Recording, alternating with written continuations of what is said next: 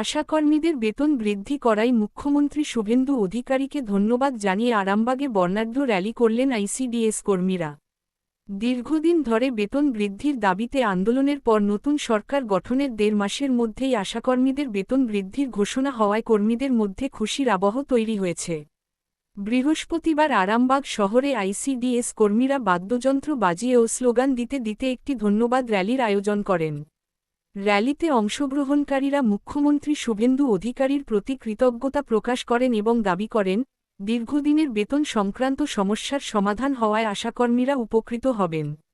র্যালিতে উপস্থিত কর্মীদের বক্তব্য, বহুবার আন্দোলন ও দাবি দেওয়ার পর অবশেষে সরকার তাদের দাবির প্রতি ইতিবাচক পদক্ষেপ নিয়েছে।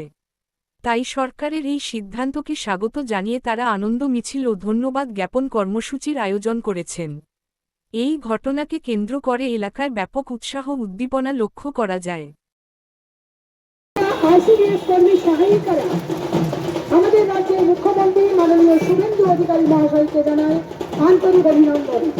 উনি যেটা ডিক্লেয়ার করেছেন সমকাজে সমবেতন, আমরা আশাবাদী না চেয়ে যখন আমরা একতা পেয়েছি সমকাজে সমবেতন উনি তার মান্যতা দেবেন এবং সর্বোপরি আমাদের বাচ্চা এবং গর্ভবতী প্রসূতি মাদের নিয়ে আমরা কাজ করি।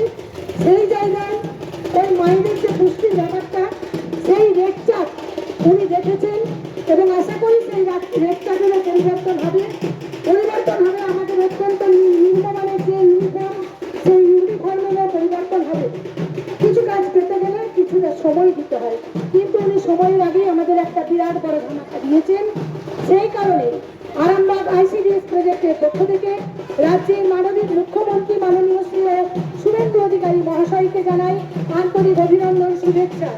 সর্বোপরি 4 বিধায়ক আরামবাগের হেমন্ত বাগ, খানাকুলের বিধায়ক সুশান্ত ঘোষ, পুরসুরের বিধায়ক বিমান ঘোষ এবং গোঘাটের বিধায়ক প্রশান্ত দিদের প্রত্যেককে জানাই আরামবাগ আইসিডিএস প্রজেক্টের পক্ষ থেকে আন্তরিক অভিনন্দন শুভেচ্ছা।